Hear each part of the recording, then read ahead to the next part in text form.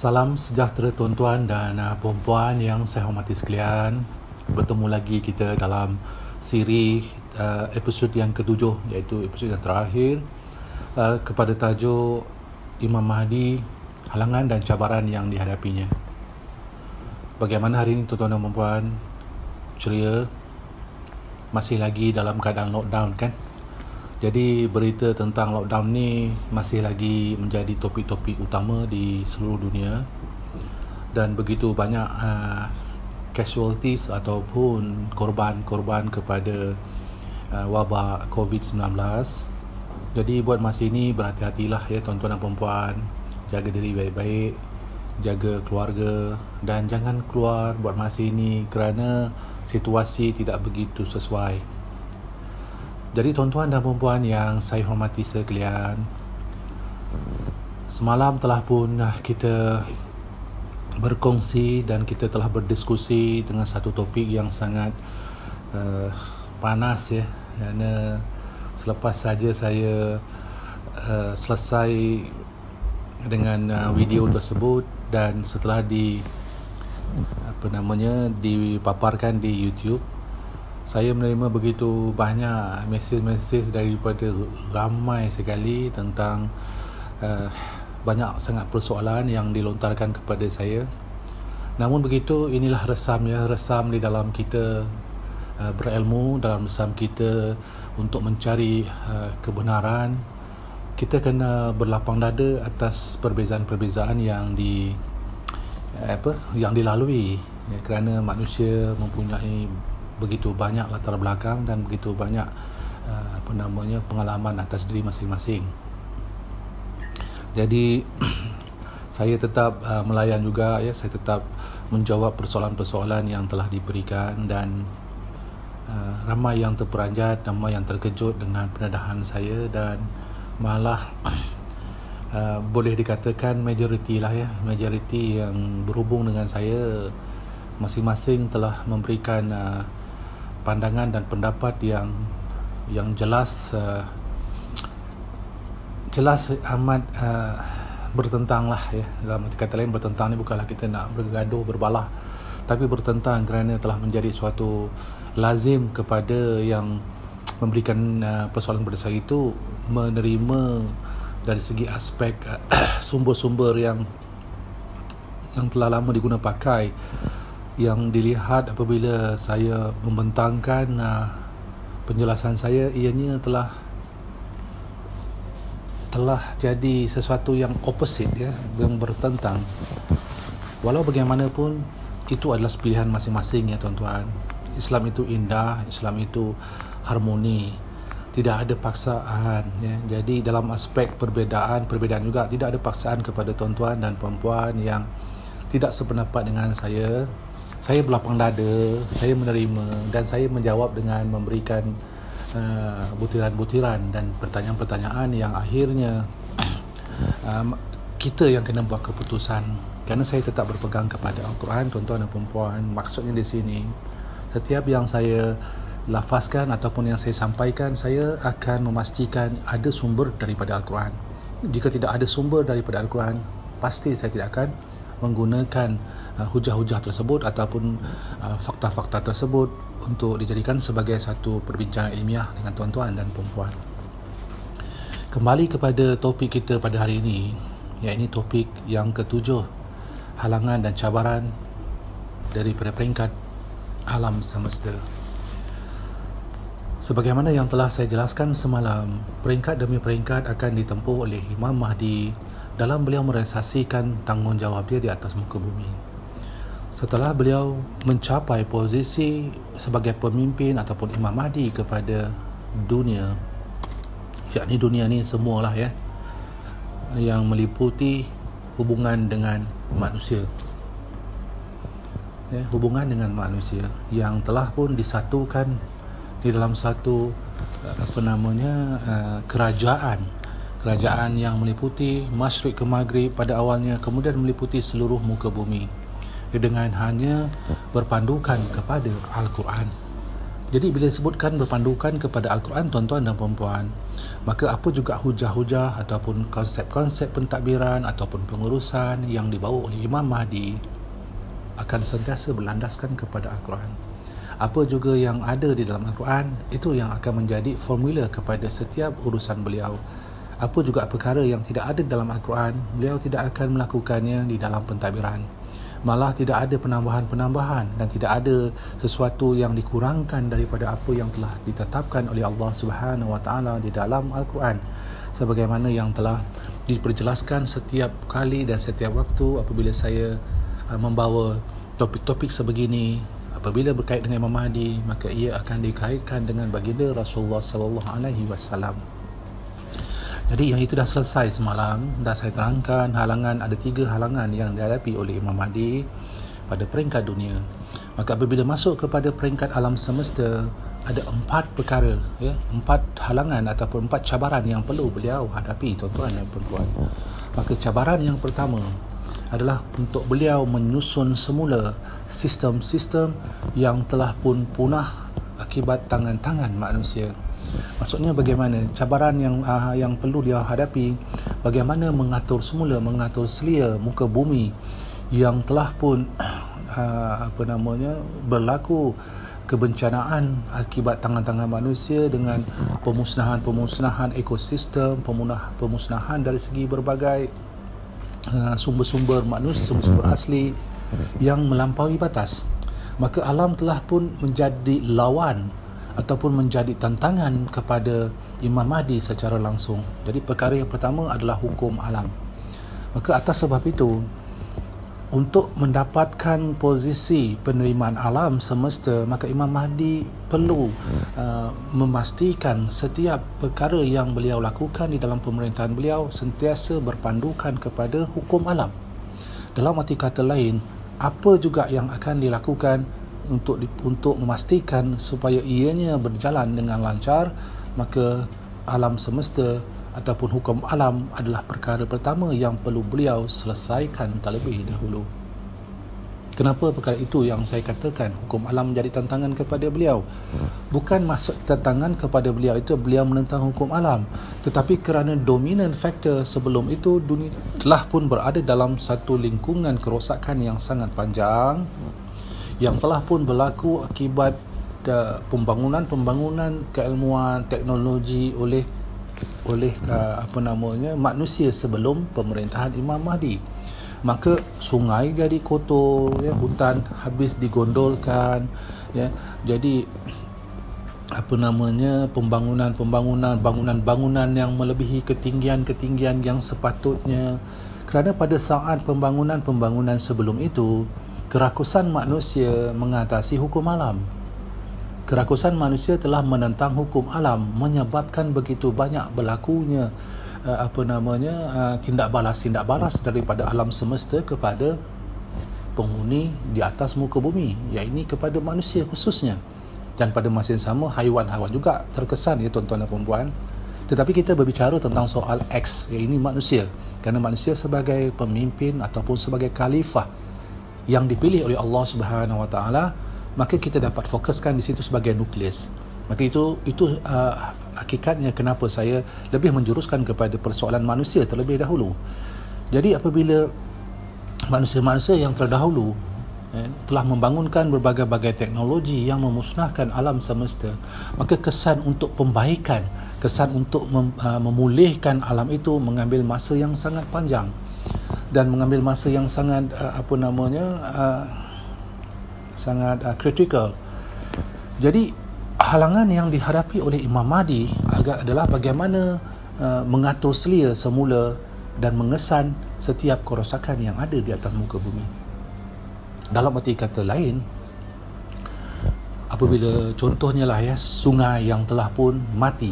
Bila sebut sungai mati ini, artinya sungai yang telah tercemar dengan bahan-bahan kimia, dengan segala macam kekotoran, toksin-toksin yang selama ini dilemparkan, dibuang ke dalam sungai, ataupun berlakunya sistem pembuangan sisa-sisa kotoran manusia yang tidak teratur, mengakibatkan sungai-sungai menjadi tercemar, menjadi rosak.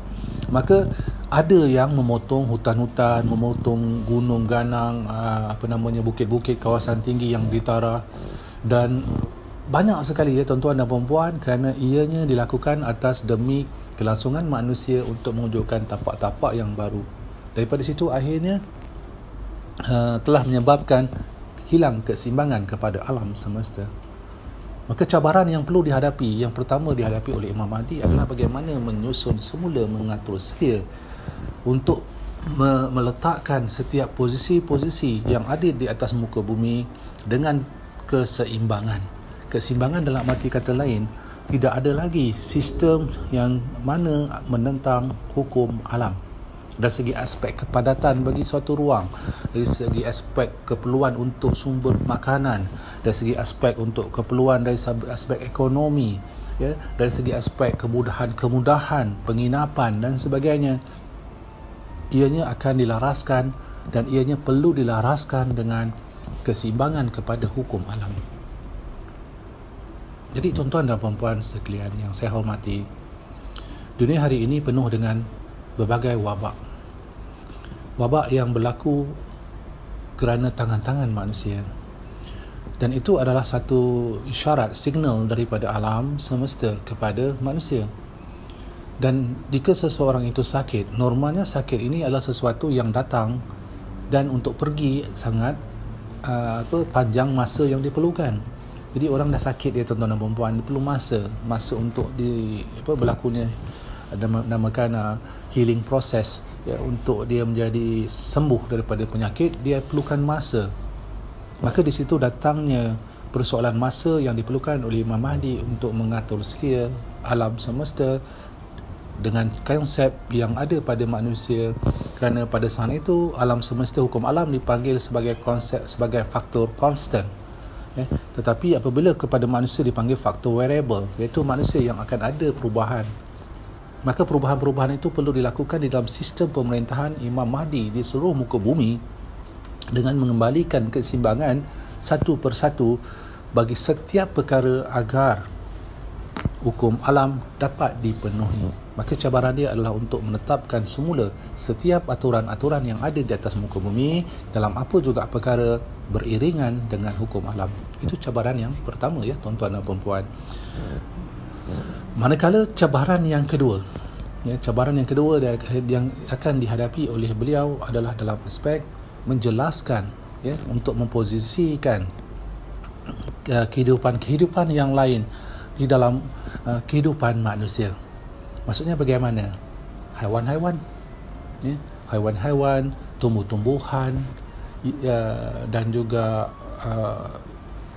dari aspek alam sekeliling, yang mana ia menjadi sebagai satu lagi perkara yang perlu dilihat dan perlu disusun semula oleh Imam Mahdi untuk memastikan tidak ada satu pihak pun yang akan tertinggal. Dalam arti kata lain, tidak ada satu pihak pun yang tersisih di dalam pentadbiran Imam Mahdi sebagai pemimpin kepada alam semesta.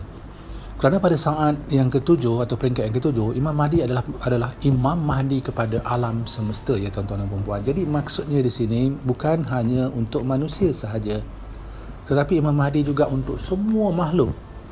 Malah semut yang kecil itu juga ada bahagian dia yang perlu Imam Mahdi berikan. Jadi di sini maksudnya bagaimana? Tidak Allah jadikan setiap sesuatu itu sia-sia, tuan-tuan dan puan-puan. Mengatur selia semula setiap makhluk yang ada di atas muka bumi, di antara ruangnya, ini di antara bumi dan langit.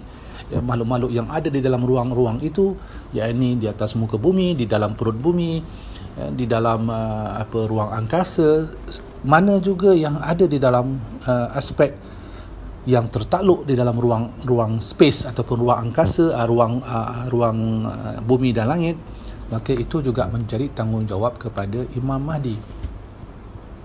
Kenapa? Kerana itulah yang telah diamanahkan oleh Allah Subhanahu Wa Taala kepada baginda Rasulullah sallallahu alaihi wasallam. Di mana pernyataan dia? Allah turunkan, Allah utuskan baginda Rasulullah sebagai pembawa rahmat bagi sekalian alam. Apabila disebut bagi sekalian alam, bererti dia meliputi seluruh alam semesta. Bukan hanya rahmat bagi manusia. Bukan rahmat hanya bagi sekelompok makhluk atau sekelompok bangsa atau kaum. Nabi Muhammad sallallahu alaihi wasallam adalah rahmat bagi sekalian alam. Maka apabila disebut dari segi aspek itu, berbalik semula kepada cerminan Imam Mahdi, iaitu baginda Rasulullah sallallahu alaihi wasallam. Jadi tuan-tuan dan puan-puan yang saya hormati sekalian, berbalik kepada keadaan itu, maka semua makhluk adalah tanggungjawab juga yang perlu dilunasi ataupun perlu dilaksanakan oleh Imam Mahdi sebagai pemimpin. Maka haiwan-haiwan, tumbuh-tumbuhan, dan juga segala-galanya, lautan-lautan, ikan di dalam laut, bulan dan bintang, semua akan tunduk kepada Imam Mahdi sebagai nukleus. Ini harus dipaham ya, konsep penekanan kepada Imam Mahdi adalah kepimpinan sebagai dalam aspek nukleus. Maka ia harus memiliki dan perlu dan wajib memiliki kapasiti untuk memimpin dalam aspek keseluruhan alam. Maka berbalik kepada cabaran yang kedua yang saya masukkan, bagaimana dia nak pastikan jangan ada satu makhluk yang akan tertinggal, tersisih daripada apa yang beliau kerjakan. Bagaimana maksudnya? Apabila beliau membangunkan teknologi, maka teknologi yang dibangunkan itu pasti memberi manfaat kepada semua makhluk. Bukan hanya untuk manusia sahaja. Bukan hanya untuk kemudahan bagi manusia bergerak daripada satu tempat kepada satu tempat, atau kemudahan bagi manusia untuk melakukan tanggungjawab untuk mendapatkan matlamat atau mencapai hasil yang maksimal. Tetapi dalam masa yang sama, setiap pembangunan teknologi, pembangunan ilmu yang dilakukan, yang dilaksanakan, mesti mengambil kira hitungan kepada setiap makhluk yang ada di sekeliling. Dalam arti kata lain, tuan-tuan dan puan-puan, ayam pun ada hak dia. Bahkan burung-burung pun ada hak dia. Cicak yang ada di atas siling tu pun ada hak dia. Ni tidak ya kita lastik ya. Lastik dapat pahala, lastik dapat pahala. Pahala dengan membunuh seekor haiwan. Jadi itu yang diguna pakailah selama ni. Saya tak pasti daripada mana yang dimasukkan.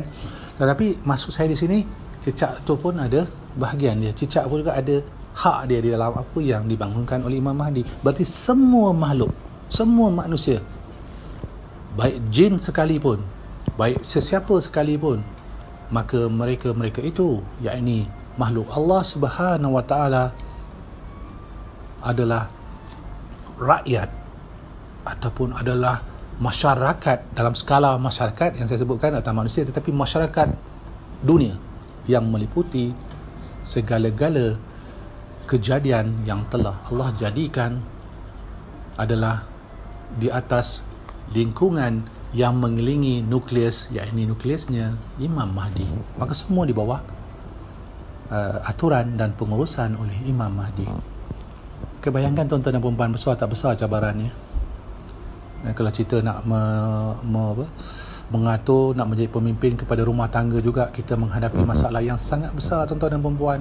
Hari-hari kita dengar kisah rumah tangga yang sentiasa menghadapi masalah. Kita mendengar kisah-kisah perceraian ya. Setiap hari dan mengikut statistik, setiap minit tak kurang 50 orang yang bercerai. Tak kurang satu minit 50 orang. Ini di Malaysia, belum lagi campur di tempat-tempat yang lain. Jika statistik saya salah, tolong perbetulkan ya. Jadi itu yang saya dapat ya. Itu kalau dicampurkan daripada skala dunia. Jadi nak menyusun rumah tangga, menjadi pemimpin kepada rumah tangga juga adalah sesuatu yang sangat besar, sangat sukar kepada setiap manusia. Apatah lagi ya, nak menyusun, mengatur seluruh umat manusia. Tapi hari ini saya menyambung lagi. Imam Mahdi, cabaran dia bukan hanya pada manusia. Makhluk-makhluk yang ada di sekeliling juga adalah bahagian yang perlu dia ambil peranan. Besar tak besar cabaran itu tuan-tuan dan puan-puan. Maka dia kena ada ilmu semut, dia kena ada ilmu kucing, dia kena ada ilmu buaya. Bukanlah buaya yang selalu yang di darat dia, buaya lah, haiwan buaya.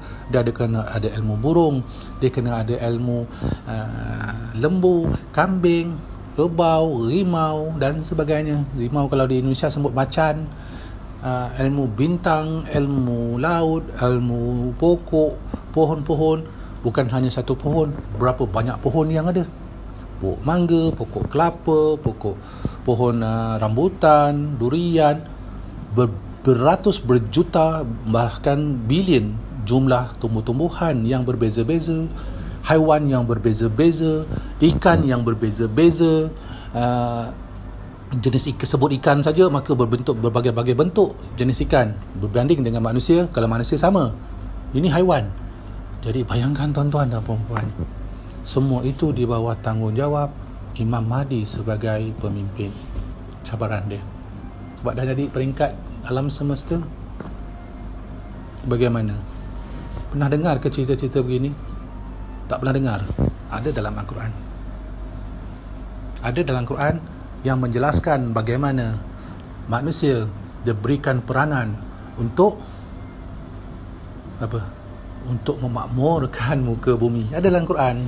Maka makmurkan muka bumi sebagai nukleus, maka bersamaan makmurkan alam semesta. Memakmurkan muka bumi, atas muka bumi itu manusia sajakah? Ada yang lain bukan? Maka itulah kita hendak merujuk kembali kepada Al-Quran, maka kita akan dapat jawapan-jawapan yang telah saya jelaskan di sini. Maka cabaran beliau sebagai seorang pemimpin kepada makhluk-makhluk yang lain, maka datanglah haiwan-haiwan ini yang akan mengadu kepada beliau. Jadi bila dia sampai kepada Imam Mahdi, dia beritahu, saya tuan, daripada kelompok ini menghadapi begini masalah yang kami hadapi. Manusia telah menebang tempat kami untuk kami mencari makan, hutan yang kami tinggal untuk kami dapat meneruskan kehidupan kami kini tidak ada lagi memiliki sumber-sumber yang kami perlukan. Mengadu dia kepada Imam Mahdi. Imam Mahdi kena ambil peranan untuk dia memperbetulkan keadaan. Datang pula ayam, datang pula segala macam makhluk akan datang kepada Imam Mahdi. Tapi bukanlah tuan-tuan dan puan akan nampak akan beratus ekor-ekor burung, seekor ayam apa semua beradab dengan dia, menghadap dia lagi. Dia dari aspek metafor dia, untuk tuan-tuan yang faham dari segi konsep kepimpinan Imam Mahdi, untuk saya menjelaskan bagaimana keseluruhan alam semesta itu tadi bukan lagi hanya sekadar satu titik, tapi meliputi keseluruhan makhluk yang ada. Itu nombor 2 tuan-tuan dan puan-puan. Maka nombor 3 apa pula? Maka yang ketiga adalah persoalan yang menghubungkan Imam Mahdi, ya, menghubungkan Imam Mahdi dengan semua sistem-sistem cakrawala, sistem-sistem yang berkait dengan persoalan perjalanan proses. Maksudnya bagaimana? Tuan-tuan dan puan-puan, lihat tak status yang ada pada hari ini, bagaimana berlakunya bencana-bencana alam semesta, berlakunya bencana-bencana yang telah menyebabkan kerosakan-kerosakan di atas muka bumi, taufan, ribut, ya. Kemudian berlakunya begitu banyak suasana yang dikatakan hari ini global warming lah dan sebagainya. Itu apa sebenarnya maksudnya? Itu adalah suatu sistem yang bergerak dalam suatu proses yang mana telah pun melalui begitu banyak peringkat demi peringkat, daripada permulaan kejadian alam sampailah akhirnya pada saat ini sistem itu bergerak terus. Tetapi atas gangguan-gangguan daripada manusia telah menyebabkan perkara itu tidak teratur. Macam kereta lah tuan-tuan dan puan-puan, dah lama tak di servis, dah lama tak dibuat tayar, tak buat alignment, jadi berjalan tu bergoyang, bergegar. Maka alam semesta telah bergegar tuan-tuan dan puan-puan. Sistem alam telah bergegar kerana kerosakan yang ada pada nukleus, iaitu pada bumi, telah menyebabkan alam itu bergegar kalau bergoyang macam tu. Jadi dia tak, kalau berputar tu tak berputar lancar, dia goyang. Jadi cabaran kepada Imam Mahdi adalah untuk mendapatkan suatu kerjasama daripada sistem. Maksudnya sistem alam ini bukan bergerak dengan sendirinya, tuan-tuan dan puan-puan. Sistem alam semesta ini ada pengaturnya, ada yang menyusunnya, ada yang melaksanakannya, daripada aspek pergerakan angin, pergerakan siang dan malam, pergerakan bulan dan bintang, dan pergerakan udara, dan apa juga yang kita lalui pada saat ini, semua ada sistem yang ada pengurusnya, ada proses pelaksanaannya. Jadi apabila satu proses berlaku kerosakan, maka yang lain juga akan terganggu. Maka dalam aspek ini, maksud saya adalah Imam Mahdi juga seorang engineer.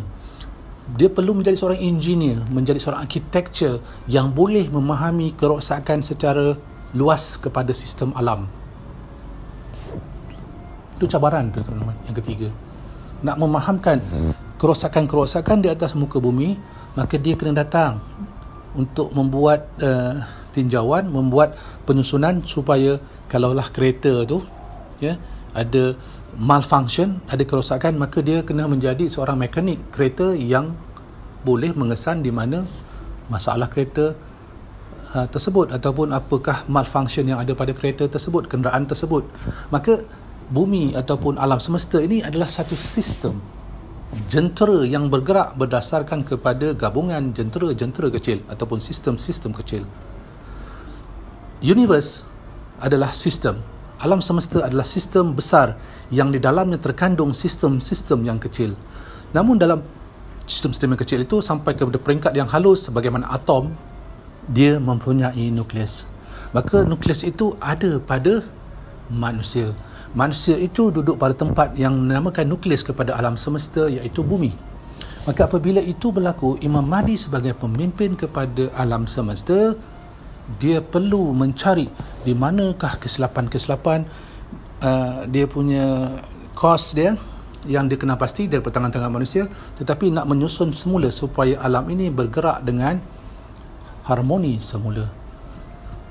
Jadi kita katakan kerosakan itu telah berlaku, tetapi kerosakan itu bukan hanya berlaku di bumi, tetapi dia telah menyebabkan pergeseran proses kepada sekelilingnya, sehingga menyebabkan berlaku anjakan-anjakan, tetapi masih pada paksi masing-masing, cuma anjakan menyebabkan ianya berlaku berlaku dengan secara random, ataupun bukan berkerap tetapi random, dan daripada situ kesan dia kepada bumi, kesan dia kepada makhluk di atas muka bumi.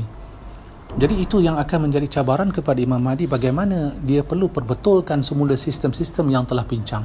Dipanggil dalam alam teologi, kita panggil GCP, Generic Corrupted Pattern, yang mana sistem alam telah pun menjadi GCP ataupun Generic Corrupted Pattern ataupun Corrupted Pattern, yang akhirnya memberi kesan kepada kehidupan manusia dan makhluk yang lain di atas muka bumi. Maka di situ, tuan-tuan dan puan-puan, Imam Mahdi perlu mendapatkan satu pembangunan yang dapat mengesan calibration, menyusun balik, mengesan balik sistem-sistem alam yang ada untuk memastikan di mana kerosakan yang berlaku. Nak diagnose alam ini semula. Jadi dia seorang doktor contohnya, dia kena dapatkan kesan punca, kemudian diagnose kat mana, dah buat treatmentnya nanti. Maka Imam Mahdi perlu membuat treatment kepada alam semesta, dan skala itu skala yang sangat luas. Kenapa saya kata begitu, tuan-tuan dan puan? Bila berbalik kepada perkara yang ketiga ini, bila sebut alam semesta, rasa-rasanya besar alam semesta ni bagaimana ya, tuan-tuan dan puan? Berapa besar alam semesta ini tadi? Kalau kita lihat bumi saja, luku lilit bumi itu berapa besar?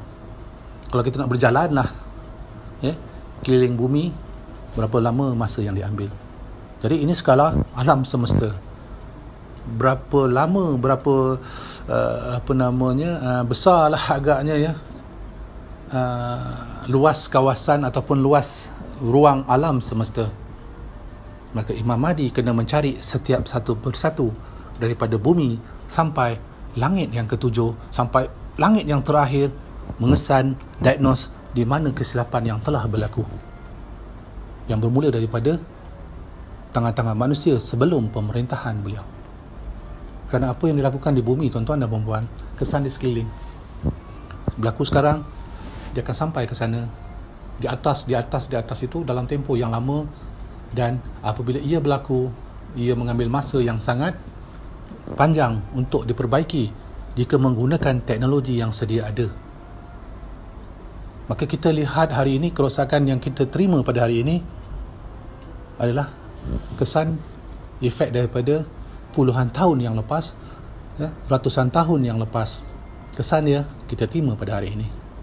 Maka di situ Imam Mahdi perlu memiliki keupayaan intergalaksi. Ni cerita menarik lah, macam cerita Star Wars.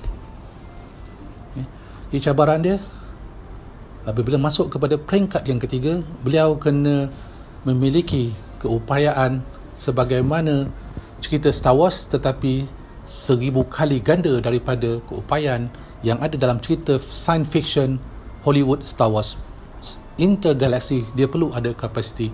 Berarti dalam masa itu, manusia yang dipimpin oleh Imam Mahdi telah memiliki keupayaan untuk berada di mana-mana planet di dunia, di mana-mana tempat di dunia, kerana perlu dikesan di manakah kerosakan-kerosakan yang telah berlaku.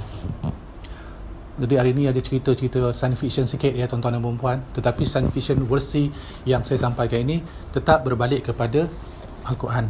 Science fiction kepada mereka kerana mereka belum menemui aspek kebenaran dia, bagaimana teknik dia, bagaimana cerita Star Wars itu dapat direalisasikan. Tetapi dalam kisah yang saya sampaikan tentang Imam Mahdi, itu bukanlah satu fantasi, itu bukan satu cerita sekadar untuk mengajak penonton memasuki panggung wayang, tetapi dalam kisah Imam Mahdi, penonton adalah pelakon yang sebenarnya di dalam kehidupan. Jadi itu semua adalah perkara yang pasti akan berlaku pada Imam Mahdi apabila memerintah dalam peringkat alam semesta. Jadi sistem dunia, sistem alam semesta adalah cabaran yang perlu beliau tempuhi. Jadi yang keempat, bagaimana pula? Maka yang keempat, tuan-tuan dan puan-puan, cabaran yang perlu dihadapi apabila dilengkapkan sekian alam semesta itu, maka cabaran yang paling besar yang perlu beliau hadapi adalah untuk mencari semula posisi kepada setiap perkara, setiap apa yang ada di sekeliling dia, manusia, haiwan, tumbuh-tumbuhan, dan apa juga namanya makhluk, untuk kembali mengikuti hukum Allah Subhanahu wa Ta'ala secara total. Itu cabaran yang terakhir. Maksudnya total bagaimana? Saat itu tidak ada satu manusia pun, tidak ada satu makhluk pun, dan tidak ada satu apa perkara sistem sekalipun yang akan bertentang dengan hukum Allah Subhanahu wa Ta'ala yang ada di dalam Al-Quran. Dalam arti kata lain, cabaran yang terakhir yang akan dihadapi oleh Imam Mahdi adalah mengembalikan semula semua makhluk-makhluk daripada langit ke bumi, kembali semula kepada satu titik yang sama, iaitu La ilaha illallah. Tidak ada lagi mana-mana manusia yang menolak hakikat bahawa mereka adalah makhluk yang dijadikan oleh Allah Subhanahu wa Ta'ala. Semua akan tunduk kepada Allah Subhanahu wa Ta'ala. Semua akan sujud kepada Allah Subhanahu wa Ta'ala dalam apa juga kehidupan mereka. Mereka adalah umat Islam. Mereka adalah umat Muhammad, bukan umat Imam Mahdi. Tetap umat baginda Rasulullah sallallahu alaihi wasallam, yakni Nabi Muhammad sallallahu alaihi wasallam. Maka cabaran yang keempat itu adalah cabaran melengkapkan keseluruhan, sama dalam bentuk sistem, sama dalam bentuk makhluk, manusia, haiwan dan apa sekalipun, kembali dan ia bergabung menjadi satu titik yang sama, yang tidak ada lagi peleraian, yang tidak ada lagi pemecahan, melainkan semua kembali tunduk kepada Allah Subhanahu wa taala. Bagaimana tuan-tuan dan puan-puan? Bagaimana pencerahan saya hari ini? Jadi apa yang saya nyatakan di sini ini bukan ramalan ya tuan-tuan dan puan-puan, ini dalam Al-Quran. Ini adalah sesuatu yang kita kena fahami, yang kita idamkan. Adakah tuan-tuan dan puan-puan tidak mengidamkan apa yang saya ceritakan ini? Adakah tuan-tuan dan puan-puan tidak mahu menjadi sebahagian daripada masyarakat atau sebahagian daripada mereka yang berada dalam cerita yang saya sampaikan, versi kebahagiaan, versi keharmonian yang akan dibawa oleh Imam Mahdi? Persoalan ini akan dibawa, maknanya apa? Belum berlaku tuan-tuan dan puan-puan. Maka adakah saya meramal? Tidak. Dah dijelaskan dalam Al-Quran apa yang bakal berlaku, apa yang akan berlaku sebelum, semasa dan akan datang. Namun persoalan yang saya sampaikan kepada tuan-tuan dan puan-puan adalah untuk difikirkan. Faham di sini Fikirkan terlebih dahulu. Fikirkan dengan fikiran kita yang sehat, yang waras, kemudian buka Al-Quran untuk mencari setiap pernyataan saya ini. Saya telah menceritakan apa yang berlaku sebelum, saya menceritakan apa yang sedang berlaku, dan saya menceritakan apa yang akan berlaku di dalam kisah Imam Mahdi. Tak begitu? Jadi yang sebelum saya dah bercerita tentang sifat yang ada pada Imam Mahdi, iaitu yang ada pada baginda Rasulullah SAW. Yang sebelum, bukan reka kan? Kisah benar kan? Bahawa Nabi Muhammad SAW dah wujud. Maka kisah yang sebelum itu, maka cerminan kepada Imam Mahdi adalah Rasulullah SAW. Maka dah jelas. Kemudian saya membawa kisah kepada tuan-tuan dan puan-puan semasa hidup kita pada saat ini. Bukan saya mereka cerita, membawa cerita sesuatu yang tidak ada kaitan dengan kita. Saya membawa cerita tentang kaitan hidup saya sendiri. Saya membuka cerita tentang persoalan-persoalan yang sentiasa membawa kita kembali kepada realiti yang sedang berlaku pada hari ini, dengan peristiwa-peristiwa peperangan, pertelingkahan, peristiwa lihat di mana-mana kita akan dapat jawapan yang jelas. Bencana-bencana, wabak-wabak, penyakit sebagaimana COVID-19 hari ini sedang berlaku semasa. Bukan cerita-cerita kayangan, bukan cerita-cerita yang sekadar untuk menyedapkan telinga kita. Kemudian saya bercerita pula tentang kisah masa depan, iaitu Imam Mahdi begini, dia akan lakukan begini, dia akan buat begini. Maka akan menyatakan adakah saya meramal? Tidak tuan-tuan dan puan-puan, saya memberitahu apa yang bakal berlaku, yang akan berlaku berdasarkan kepada Al-Quran. Dan ini ada persoalan ini, kena faham. Dan itu semua ada maharnya, mesti ada modalnya. Nak berniaga kena ada modal tuan-tuan dan puan-puan. Tak ada modal duit, modal tenaga. Tak ada tenaga, modal fikiran. Tetap ada sesuatu yang perlu kita tawarkan untuk kita melaksanakan sesuatu. Maka yang saya sampaikan kepada tuan-tuan dan puan-puan adalah kisah masa depan berdasarkan daripada sekarang, yakni jika inginkan kebaikan pada esok hari, maka hari ini kita kena rancang untuk esok. Jika hari ini baik bagi kita, merancanglah lebih baik daripada hari ini untuk esoknya. Esok lebih baik daripada hari ini, dan lusa amat baik berbanding dengan esoknya. Maka kita merancang atas perkara yang akan kita lakukan, kita laksanakan pada masa depan. Maka telah diberikan oleh Allah Subhanahu Wa Taala bagaimana merancang perkara-perkara tersebut dalam kehidupan kita dengan Al-Quran. Maka berbalik kepada kisah Imam Mahdi daripada kisah 1 sampailah hari ini, saya bercerita, saya menyampaikan kepada tuan-tuan perempuan perkara yang jelas realiti, bahawa soal ramalan tidak wujud di dalam kisah Imam Mahdi.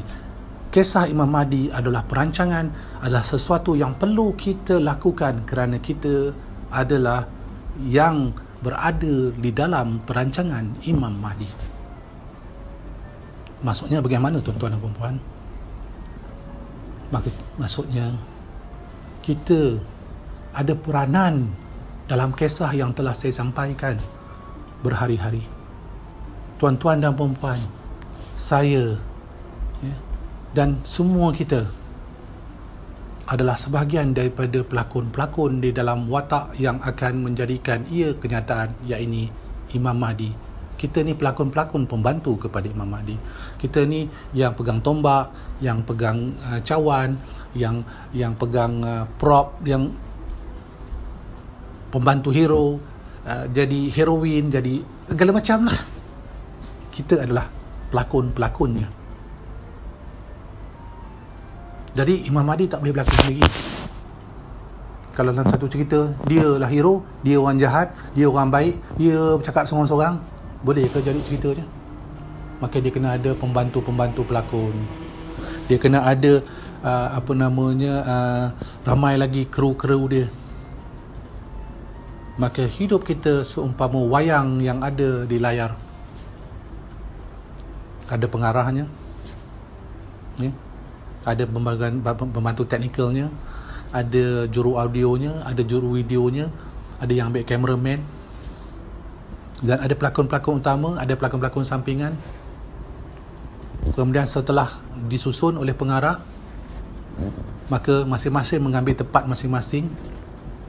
Kemudian masing-masing akan memainkan peranan masing-masing dengan skrip masing-masing. Dan selepas itu telah dilengkapkan, masukkan pula audionya, suaranya dan sebagainya macam-macam. Dan selepas itu di editing pula, hantar untuk edit. Dan selepas itu selesai, maka jadilah satu wayang, satu kisah. Barulah masing-masing tengok wayang dia. Oh, aku tu berlakon tu, aku berlakon ni. Maka itulah kisah Imam Mahdi, tuan-tuan dan puan-puan. Dia perlu ada proses untuk beliau melaksanakan proses yang telah diamanahkan kepada beliau. Maka cerita yang saya sampaikan kepada tuan-tuan dan puan-puan, kisah masa depan yang belum lagi berlaku. Dan jika tuan-tuan dan puan-puan ingin ianya berlaku, dan jika tuan-tuan dan puan-puan ingin memastikan ia adalah satu impian yang menjadi kenyataan, maka tuan-tuan dan puan-puan telah pun diberikan amanah dan tanggungjawab untuk memastikan perkara tersebut berlaku. Bagaimana perkara tersebut boleh berlaku? Kita kena terima hakikat. Kita yang akan menentukan sama ada Imam Mahdi bakal menjadi Imam Mahdi atau tidak menjadi Imam Mahdi atas diri kita sendiri. Sebagaimana yang telah saya terangkan, Imam Mahdi akan dinaikkan, bukan dipaksa untuk menjadi pemimpin, bukan ianya dirayu untuk menjadi pemimpin, tetapi beliau dinaikkan kerana beliau adalah sosok yang memiliki nilai yang memberikan kesempurnaan sebagaimana yang diletakkan di dalam Al-Quran. Maka itulah sebaik-baik manusia yang akan menjadi pemimpin kepada manusia di akhir zaman. Maka dia dinaikkan. Maka untuk menaikkan Imam Mahdi, tuan-tuan dan puan-puan, kita daripada hari ini, daripada saat ini, kita mulakan diri dengan membaca skrip masing-masing atas watak masing-masing. Ya. Tuan-tuan ada watak tuan-tuan masing-masing dalam cerita yang besar ni. Maka ambillah skrip masing-masing. Ya, dapatkanlah skrip masing-masing supaya bila sampai waktunya nanti nak syuting, nak sampai syuting nanti, pengarah dah sedia, pengarah Ahmad Nisfu dah bersedia, maka tidak ada lagi kepincangan. Terus take 1, 2, 3, jalan. Ambil gambar, ambil video, jalan video, running. Sebab masing-masing dah tahu peranan masing-masing, nak berdiri di mana, nak duduk di mana, nak cakap apa, semua dah ada. Jadi daripada situ, daripada sekarang tuan-tuan dan puan-puan, pastikan skrip tuan-tuan dan puan-puan telah ada pada diri masing-masing. Tanya pula dengan diri masing-masing, apa skrip yang dimasukkan oleh Pal Masa Bayu ini? Di mana nak dapatkan skrip itu? Di sini skripnya. Tuan-tuan puan buka lah, jumpa nanti skrip mana satu yang tuan-tuan perempuan kena ambil peranannya. Ada 30 juz di sini. Buka lah. Maka tuan-tuan dan perempuan akan dapat tahu di mana peranan tuan-tuan dan perempuan di dalam kisah yang berkait dengan Imam Mahdi. Jadi tuan-tuan dan perempuan yang saya hormati sekalian, hari ini adalah hari yang terakhir, final chapter, episod yang terakhir, Imam Mahdi, halangan dan cabaran yang dihadapinya. Semoga apa yang telah saya sampaikan ini, selama 7 hari saya menyampaikan topik ini, akan dapat memberikan sedikit sebanyak ruang untuk tuan-tuan dan perempuan mula berfikir, mula untuk mengenal diri, mula untuk meletakkan posisi kita kepada tempat yang sebenarnya, sebagaimana cerita skrip ni tadi. Janganlah mengambil watak-watak yang tidak ada kena-mengena dalam skrip yang telah disediakan oleh Allah Subhanahu Wa Taala kepada kita. Janganlah ambil daripada mana-mana sumber yang tidak ada kena-mengena skripnya dengan apa yang ada di dalam Al-Quran. Kerana jika itu berlaku, tuan-tuan dan perempuan, maka watak-watak tuan-tuan dan perempuan akan berada di dalam satu lagi bahagian. Sebab semua datang berpasang-pasang, salah pilih skrip jadi geng orang jahat. Maka dalam kes Imam Mahdi, salah pilih skrip, salah pilih rujukan, salah pilih sumber, maka kita akan menjadi pelakon-pelakon tambahan kepada watak utama yang akan menentang Imam Mahdi, yakni Dajjal laknatullah. Tuan-tuan dan perempuan sekalian, semoga pencerahan ini telah membuka begitu banyak lagi ruang. Berulang-ulang kali saya cakap, buka ruang. Dan untuk itu, saya mohon kemaafan jika sepanjang siri ini ada perkara-perkara yang telah menyentuh ataupun menyinggung perasaan tuan-tuan dan perempuan. Kerana apa yang saya cuba sampaikan adalah amanah yang telah diberikan atas diri kita sebenar-benarnya, menyampaikan berpesan-pesan kepada kebaikan.